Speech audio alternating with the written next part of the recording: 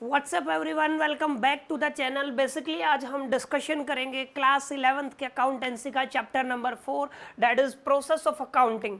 Accounting करने के process क्या है, ठीक है, ये चीज़ें हम लोग बेसिकली छोटा सा चैप्टर है, इसको डिस्कशन करेंगे। तो स्टार्ट करते हैं वीडियो को और समझते हैं सबसे पहले what is the meaning of process of accounting.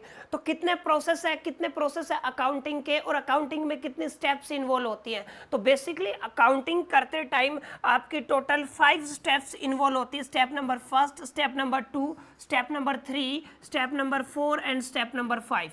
Accounting process में यही वो 5 स्टेप्स हैं जो इन्वॉल्व होती है। सबसे पहला जो स्टेप है अकाउंटिंग प्रोसेस में वो होता है identification of the transactions. Means आपको आइडेंटिफाई करना आना चाहिए किसी भी ट्रांजैक्शन का, ठीक है, कि ये ट्रांजैक्शन है या नहीं। क्योंकि किसी भी बिजनेस में बहुत सारी ट्रांजैक्शंस ऐसी होती है जिनको मनी के टर्म्स में मेजर नहीं किया जाता है, लेकिन वो डायरेक्टली एंड इनडायरेक्टली दोनों तरीके से बिजनेस को अफेक्ट तो करती हैं। यानी कि फर्स्ट जो आपका अकाउंटिंग प्रोसेस में पहला जो स्टेप होता है वो क्या होता है, आइडेंटिफिकेशन ऑफ द ट्रांजैक्शंस। यानी कि आपको क्या करना आना चाहिए, आइडेंटिफिकेशन आपको ट्रांजैक्शन का करना आना चाहिए। सेकंड अगर मैं बात करूं, सेकंड है आपका प्रिपरेशन ऑफ द वाउचर। मतलब क्या प्रिपेयर करना आना चाहिए, आपका वाउचर। वाउचर का मतलब आप लोग कैश मेमो ले सकते हो, आप लोग बिल ले सकते हो, ठीक है, जस्ट लाइक बिल ले सकते हो, आप लोग क्या ले सकते हो, कैश मेमो, ठीक है। बहुत सारे स्टूडेंट को ये लगता है कैश मेमो और जो बिल है, ठीक है, कैश मेमो और जो बिल है वो दोनों चीज़ें सेम चीज़ें हैं, ठीक है। कैश वाउचर और कैश मेमो दोनों चीज़ें सेम नहीं है। अब ध्यान से देखें, वाउचर का मतलब क्या, वाउचर का मेन जो मोटिव रहता है वो ये रहता है कि जो ये ट्रांजैक्शन हुआ है ये आपका कहाँ जाएगा, ये आपका क्रेडिट साइड में जाएगा कि डेबिट साइड में जाएगा। मेन जो मोटिव रहता है वो क्या रहता है वाउचर का, यही रहता है कि ट्रांजेक्शन को किस साइड पर हम लोग रिकॉर्ड करेंगे, यानी कि क्रेडिट साइड पर रिकॉर्ड करेंगे कि डेबिट साइड पर रिकॉर्ड करेंगे। लेकिन जो आपके बिल या फिर कैश मेमो या फिर आप लोग जो भी बोलते हो, ठीक है, ये आपके सोर्स हैं। ये क्या है, आपके सोर्स ऑफ इंफॉर्मेशन है, जहां से सबसे पहले आपको इंफॉर्मेशन मिलती है, ठीक है। ये सभी क्या है, सोर्स है, क्लियर। यानी कि जो बिल हो गया आपके और जो कैश मेमो गए वो सभी क्या है, सोर्स है, क्लियर। उधर से इंफॉर्मेशन उठा के और वाउचर प्रिपेयर किया जाता है। वाउचर का मतलब क्या है, जो आपका ट्रांजेक्शन हुआ है क्लास वो किस साइड जाएगा, क्रेडिट साइड जाएगा या फिर आपका डेबिट साइड जाएगा। वाउचर प्रिपेयर होने के बाद ये सारी ट्रांजैक्शंस आपकी रिकॉर्ड होती है books of the original entry में, क्लियर। यानी कि जो बुक्स ऑफ अकाउंटिंग है वहाँ पे आप लोगों की क्या होती हैं, सभी ट्रांजैक्शंस क्या होती हैं, रिकॉर्ड होती है, जिसको आप लोग जर्नल बोलते हो। ये सारी ट्रांजैक्शन कहाँ पे जाती है क्लास आपकी, ये जाती है आपकी जर्नल में, ठीक है। अब जर्नल के बाद जो ये जितनी भी ट्रांजेक्शंस है इनको पोस्ट कर दिया जाता है कहाँ पे, लेजर पे, क्लियर। कहाँ पे कर दिया जाता है, लेजर पे। यानी कि फर्स्ट स्टेप में आपने क्या किया अकाउंटिंग प्रोसेस में, पहला step identification of the transaction हो गया। सेकंड क्या है, आप लोगों ने वाउचर को प्रिपेयर किया, हमने देखा कैश मेमो और वाउचर दोनों अलग चीजें हैं, क्लियर। उसके बाद जर्नल में जो आपकी रिकॉर्डिंग होती है किसकी, जितनी भी ट्रांजैक्शन है, फिर उसको पोस्टिंग की जाती है उसकी कहाँ पे, लेजर अकाउंट में। हाँ जी क्लास, कहाँ पे की जाती है,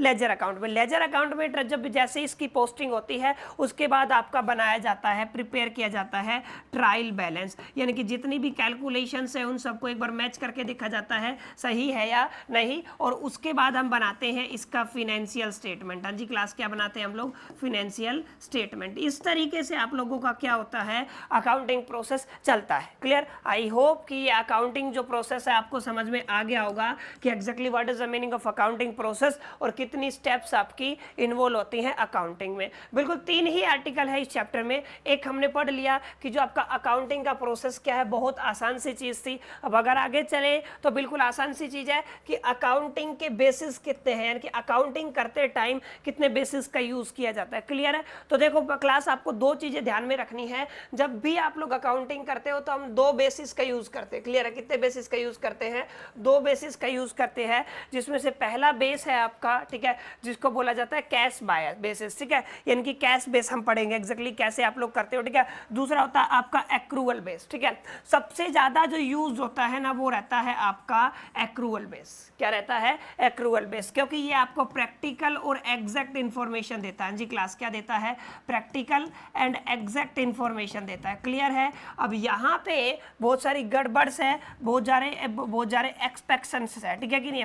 तो यहाँ पे इसका बहुत कम यूज होता है, क्लियर है। लेकिन सबसे ज्यादा यूज हम किसका करते हैं, एक्रूअल बेस का। और साइंटिफिकली इसी को थोड़ा सा सही से आप लोग समझोगे तो पता चलेगा सही तरीका भी जो अकाउंटिंग का है वो क्या है, आपका एक्रूअल बेस है, ठीक है। अब इसको एक एग्जांपल से समझने की कोशिश करते हैं क्लास, एक्रूअल बेस में क्या होता है और कैश बेस में क्या होता है। ठीक है, कैश बेस क्या बोलता है कि जैसे कोई भी ट्रांजेक्शन हुआ आपका, जैसे मान लो मैंने कोई भी गुड्स को सेल किया, ठीक है, मैंने 5,000 रुपए के कोई गुड्स को सेल किया, ठीक है कि नहीं, अब मैंने मई मंथ में उसको सेल किया। हाँ जी क्लास, आप कंसीडर कर सकते हो जो आपका सेल हुआ है वो किस मंथ में हुआ है, मान लो आपका, मान लो मई मंथ में हुआ, क्लियर है। लेकिन जो इसका पैसा है ना मेरे को कब मिला है, मान लो दिसंबर में, जो कस्टमर है इसका पैसा कब दिया है आपका, दिसंबर में उसने आपको पे किया है, क्लियर है। तो आपका जो कैश है ना, कैश जो आपका बेसिस है वो क्या कहता है कि आप जो ट्रांजैक्शन रिकॉर्ड करोगे आप दिसंबर का टाइम पीरियड रिकॉर्ड करोगे, न कि मई का। लेकिन होना क्या चाहिए, जो ट्रांजैक्शन हुआ है वो ट्रांजैक्शन कब हुआ आपका, मई में ट्रांजैक्शन हुआ है। तरीका क्या कहता है, तरीका ये कहता है कि ये ट्रांजैक्शन कब रिकॉर्ड होना चाहिए, मई में। अगर या तो आप लोग बिल्कुल टाइम पे पैसा आए ना आए, लेकिन सेल के टाइम पे जो ट्रांजैक्शन हुआ है जिस टाइम पे उसको रिकॉर्ड करते हो तो वो जाता है आपका एक्रूअल बेस में। लेकिन जब पैसा मिला तब रिकॉर्ड किया तो किस में जाएगा क्लास, आपका वो जाएगा कैश बेस में। ठीक है, आई होप कि आपको समझ में आ गया होगा कि एक्रूअल बेस क्या होता है और कैश बेस क्या होता है। ठीक है, जब कैश मिला तब रिकॉर्ड करना, ये क्या होता है, कैश बेस। लेकिन जब ट्रांजैक्शन हुआ तभी उसको रिकॉर्ड करना, वो क्या कहलाता है, आपका एक्रूअल बेस। और साइंटिफिकली मैंने आपको बताया कि हम ज्यादा कौन सा यूज करेंगे, आप लोग एक्रूअल बेस। क्लियर, अब देखो ध्यान से, इनके बीच में एग्जैक्टली डिफरेंस क्या है, किस तरीके से आप लोग अंडरस्टैंड कर सकते हो। ठीक है, ध्यान से समझे, एक बेसिक डिफरेंस है, कुछ 2-4 पॉइंट है। ठीक है, रेवेन्यू रिकॉग्नाइज कब होगा, जब रेवेन्यू रिसिप्ट हो जाएगा। किस केस की बात कर रहा हूं मैं, कैश की। जैसे आपको रिसीव हुआ उसको क्या कर लिया गया, रिकॉर्ड कर लिया गया। हाँ जी क्लास, क्या कर लिया गया, रिकॉर्ड। तो ये कौन सा बेस है, कैश बेस। ठीक है, लेकिन रेवेन्यू अर्न किया गया तभी अगर उसको रिकॉर्ड किया है ना, तो ये कौन सा है आपका, ये है आपका एक्रूअल बेस। ठीक है, यानी कि आपका ये बेस्ट मेथड है एज कंपेयर टू दिस, क्योंकि यहां से आपको एग्जैक्ट इंफॉर्मेशन नहीं मिलती है। अच्छा, एक्सपेंस को कब रिकॉग्नाइज किया जाएगा, ये तो रेवेन्यू की बात थी।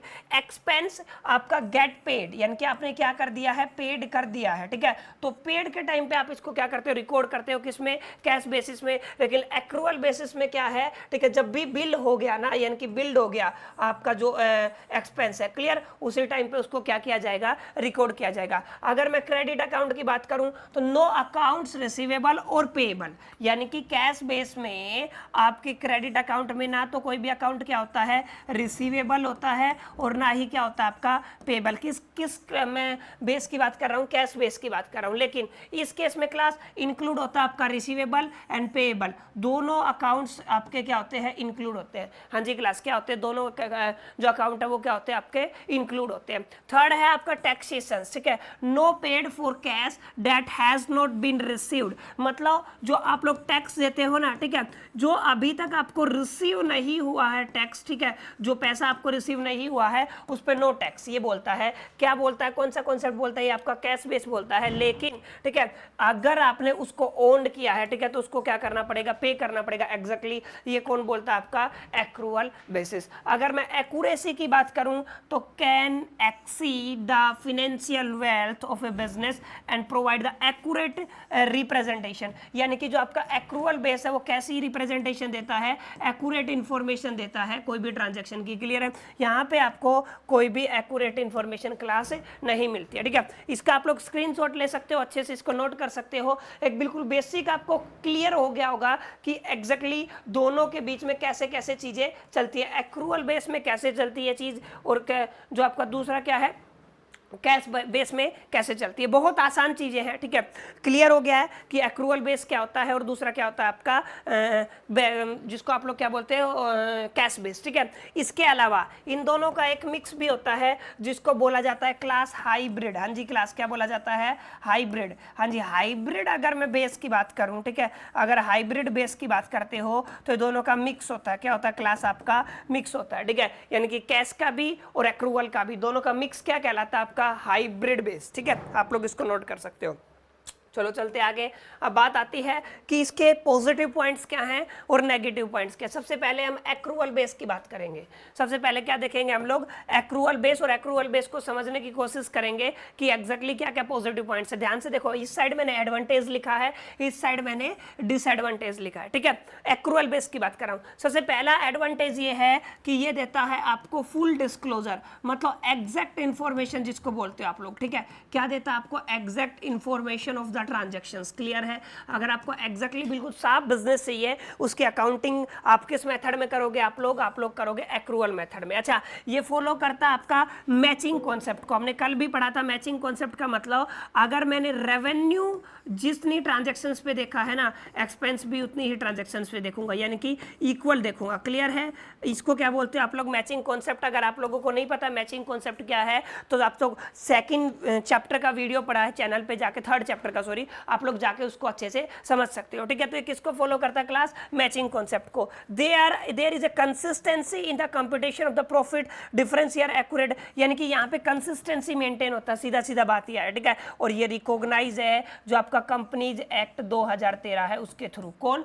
Accrual base. ठीक है? अब इसके डिसएडवांटेज क्या है? जितना आसान कैश बेस है ना, उतना आसान आपका एक्रूअल बेस नहीं है, और इसको यूज करने के लिए आपको पर्सनल जजमेंट की भी जरूरत नहीं होती है। एग्जैक्ट इंफॉर्मेशन देता है ना, हमने बताया था कैसी इंफॉर्मेशन देता है? आपकी एग्जैक्ट इंफॉर्मेशन। क्लियर? तो ये बेसिक आपको एक डिफरेंस समझ में आना चाहिए कि दोनों के पॉजिटिव पॉइंट्स क्या हैं, ठीक है, कॉन्स क्या है, और आपका दूसरा क्या है, आपके प्रोज क्या है। हाँ जी क्लास, आई होप कि आपको समझ में आ गया होगा। Last and final topic of this chapter हम समझ लेते हैं, जिसका नाम क्या है? Advantages and disadvantages of the cash base. किसकी बात कर रहे हैं? कैश बेस के एडवांटेजेस क्या हैं और डिसएडवांटेजेस क्या है। ठीक है? ये बिल्कुल सिंपल है, रियलिस्टिक है, and satisfy the conservative instinct of the many people. बिल्कुल सिंपल आसान मेथड है। ठीक है? It does not require the use of estimates. इसमें किसकी जरूरत नहीं होती? एस्टिमेट्स की जरूरत नहीं होती। एंड पर्सनल जजमेंट, आपको किसकी जरूरत नहीं होती? पर्सनल जजमेंट की।